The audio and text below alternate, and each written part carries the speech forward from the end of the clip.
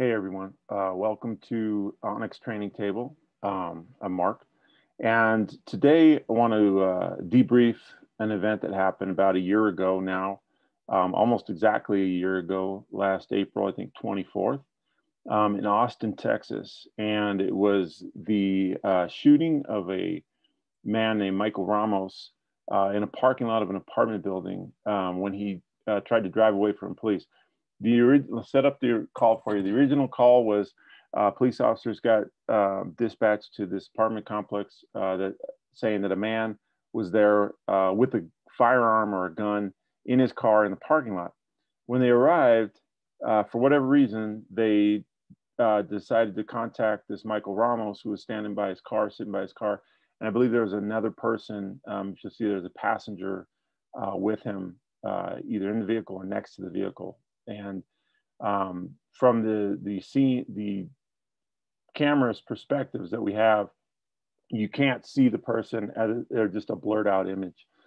So anyway, they got there. They start to try to contact him. He becomes, it's obvious he becomes frustrated and kind of upset because says he doesn't have a weapon on him, and the situation just continues to escalate to the point where he attempts to drive away and they shoot and end up killing him. A couple things I want to talk about here. Understand that now, a year later, a police officer was charged with murder in this case for shooting and killing Mr. Ramos. So as I talk about this, I'm talking about this in the light of that I'm trying to provide information on police decision-making and tactics to prevent police officers from being charged with crimes because of their actions. All right, that's my goal here. My goal here is as some people say, I'm Monday morning quarterbacking and things like that, but I'm a trainer, and it's what we do. We debrief situations, we look at situations, and we try to see if, based on tactics and decision making, could these situations like this have been prevented? Sometimes not. Right? I'm not saying that everything that police are doing is wrong and everything needs to be changed. I'm not saying that at all. What I am saying is that we need to look at situations like this where a human lost their life and understand if was there anything that could have happened prior to that happening that would have prevented that shooting. And because we shouldn't want to shoot people, we shouldn't want to be shooting a guy who decides to drive away from us. We can say all we want about how a car is dangerous and it's a deadly vehicle, and I understand that. However, most of the time, people are trying to drive away from the police officers when they're shot. They're not trying to drive towards police officers. And I think that that's what we have to understand, is that we're trying to create this valid excuse where it doesn't exist. Whereas if we have done some other things beforehand, we wouldn't need to be trying to explain it like that. So that being said, let's talk about this, and we'll take a look at this event. So it starts out with they're in the parking lot, and they're trying to get him to come to them and do the typical high risk stop. And we'll talk about that in just a second.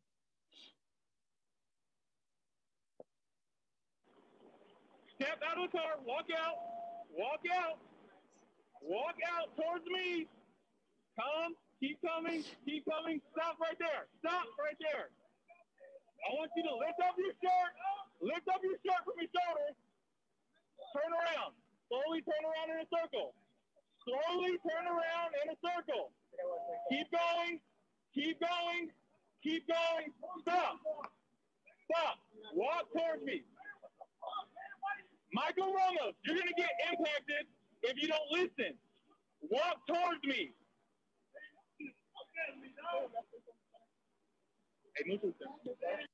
Okay, so real quick, I understand that. I've trained high risk stop. I've done dozens of high risk stops in my career. I get it. We get them out of the car, and we have them do all the turnaround and do all stuff, lift your shirt and do everything like that. And then we have them do all these different things and they keep doing them. And I understand why we do it. We're gauging compliance, or that's what we should be doing, right? We're doing that in order to gauge compliance. Is he compliant with us? So, but we get him out of the car. First off, they don't even know if this is the guy, right? They don't know that this is the person who has a gun for whatever reason. I mean, it wasn't even said that he was doing anything illegal with the gun. Somebody just called and said he had a gun. And so we're in Texas. People, big thing there is you can have a gun, right? So we don't even know that he's committed a crime. And we got to understand that if we show up there and start giving him all these commands and he hasn't committed a crime, what's his view of this? He's not, why should he just go, oh, sounds great, guys. Let me go right along with you. It's, why are you doing this to me? Because what is the climate in our country, first off, is that there is this belief of antagonism. There's this belief that police are intentionally violating the rights of a segment of our community. And so if we want to continue to discount that, we're doing it to our detriment, okay? If we're not cognizant that he might already have a predisposition that the police are harassing him, are messing with him. And so we get out here on this, and he's like, I'm just hanging out in a parking lot, and now all of a sudden there's 14 cops out here, and they're pointing guns at me, and they're telling me to do all this dance around and stuff like that. And why is this? We don't take that into consideration. We look at the situation like, I know why I'm here, and I got to do a job, and everybody has to do what I say. And the public's like, why? I didn't do anything wrong. So we have to understand that and kind of meet people in a balance. If he gets out of the car and he starts walking towards you, just have him keep walking towards you. Why not? You don't even know that this is the person who's committed a crime. What you're doing right now is you're treating him like the criminal, like you know he committed some sort of crime. And if he hasn't, he's going to get upset and frustrated. You would too. If somebody accused you of something you didn't do, we know because people accuse police officers all the time of stuff they didn't do, you get upset about it. So don't assume that he should take it in stride and be like, all right, you need to do what we say exactly as we say it and be okay with it, because why should he? So as he comes out and he first starts to walk towards him, there's no reason to stop him. He's coming out, he's doing this. Hey, come towards us, lift your shirt as you're walking towards us, just see, okay, great, come on over. You don't know that this person's committed any crime. Keep it low key. But they do that, he starts to get frustrated, and then as he's turning around, he walks back towards the door of his car.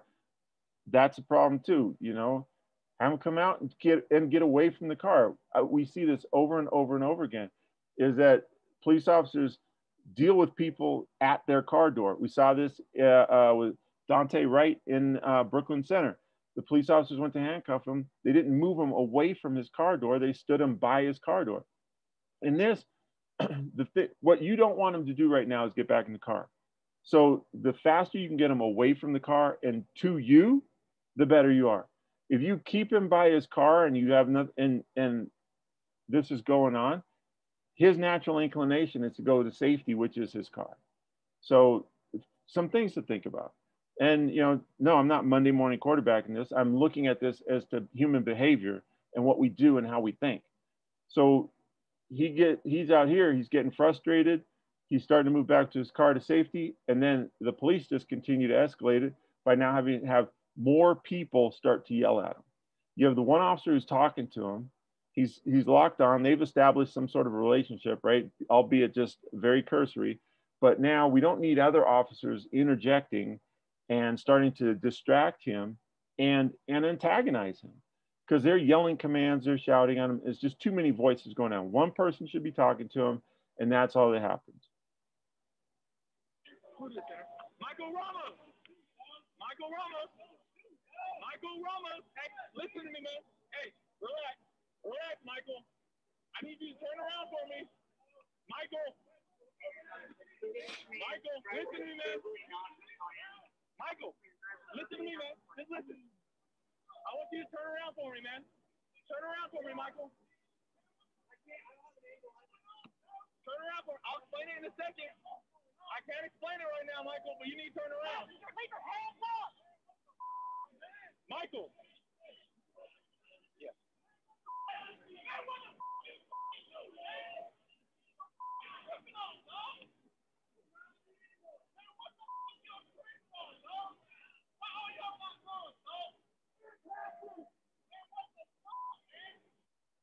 So as he's standing there and we want him to have his hands up in the air, how long do people want to stand with their hands just up in the air? They don't want to. It's not comfortable. It's tiring. And it makes no sense to people. But we say, that's what you need to do to make me feel comfortable. Well, you know what? It doesn't work like that. We need to understand that what is he doing with his hands? Where are his hands? Do we see his hands? Can we tell he's got no weapon in his hands? Yes. So why does that one officer yell from off the camera, off the side, you know, keep your hands up? His hands are up. No, they aren't straight out, locked out over his head, but that's not necessary. We can see his hands are on his head. They're not holding a weapon, which that's our goal, is just to be able to see that he's not holding a weapon. All right. And that he's not actively trying to go for a weapon, which he's not.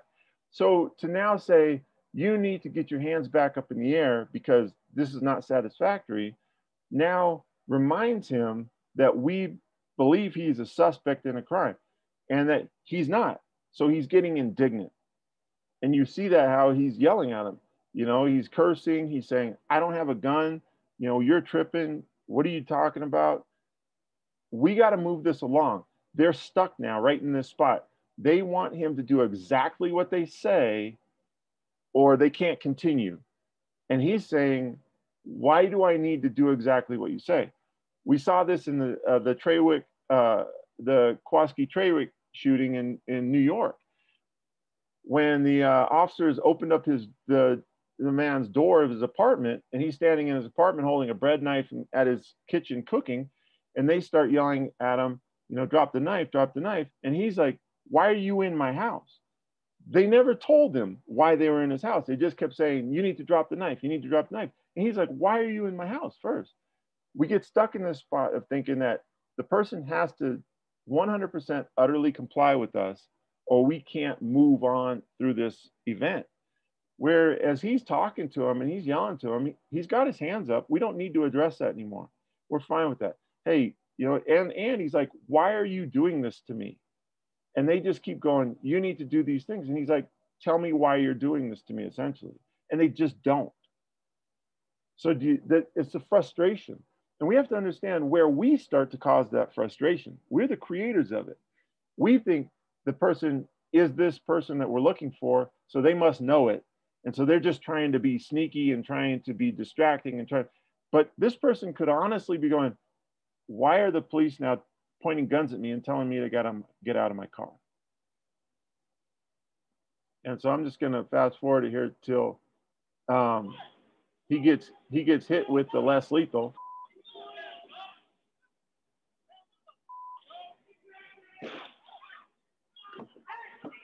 So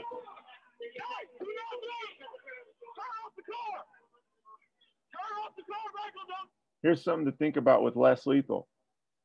You use less lethal to gain compliance, right?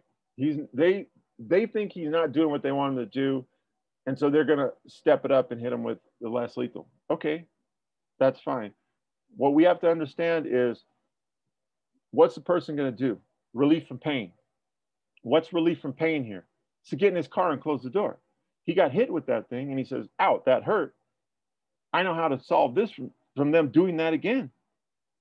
I'll get in my car and close the door. So we got to think about those things. What are we driving that person to do, right? What are we making that person do?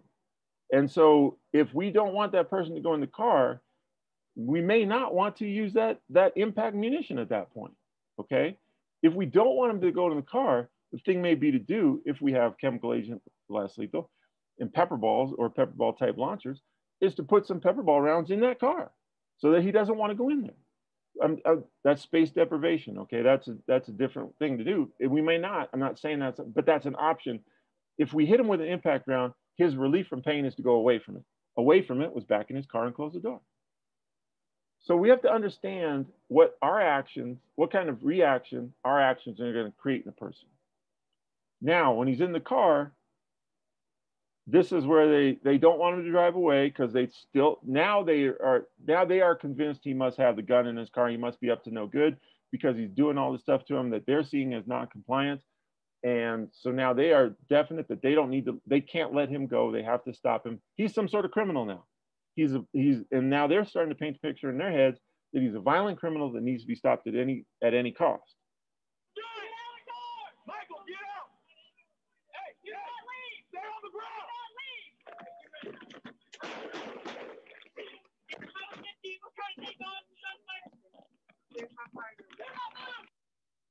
So they shoot him, and the officers who shot him, I'm assuming that's the one in the front there, has been charged with murder, right?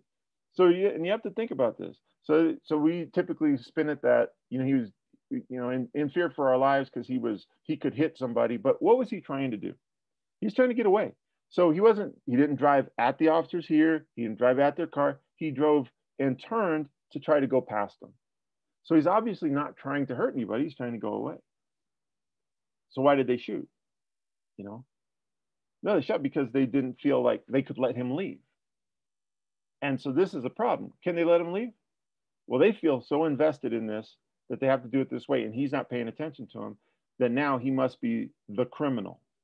Where maybe he's just like, you know what? I'm done with this. I haven't done anything, and you guys do this to people like me all the time, and I'm just not going to listen to you anymore.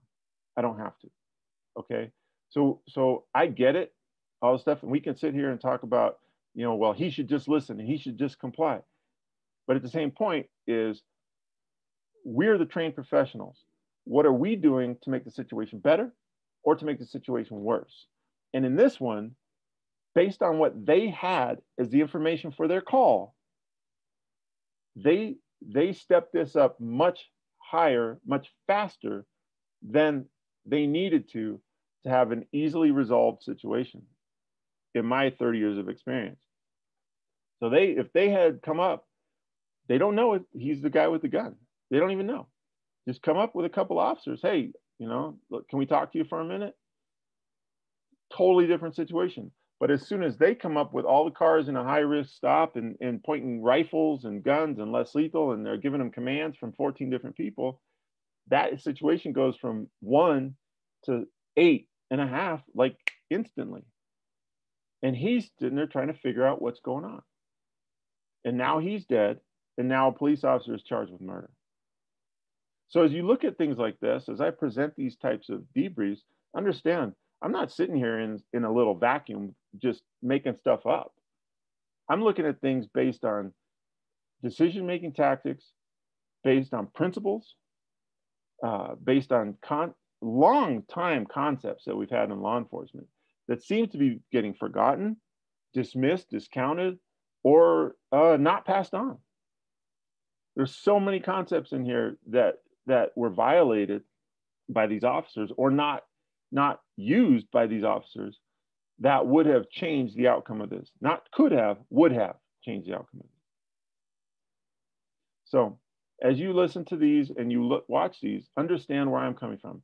I don't want police officers to be charged with crimes.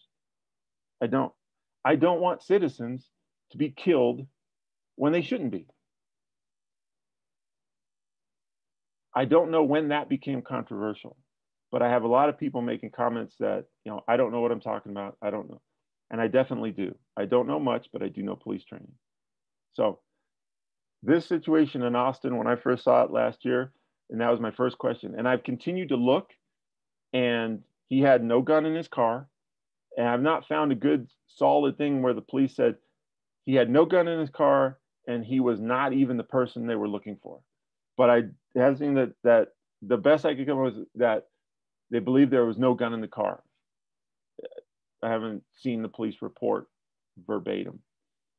So that's the thing is, you know, you can say what you want, but when it's all said and done is they shot a man who had absolutely nothing to do with the call that they originally came on. And if you say that he should have been the one to do better, I will tell you that the police are the trained professionals.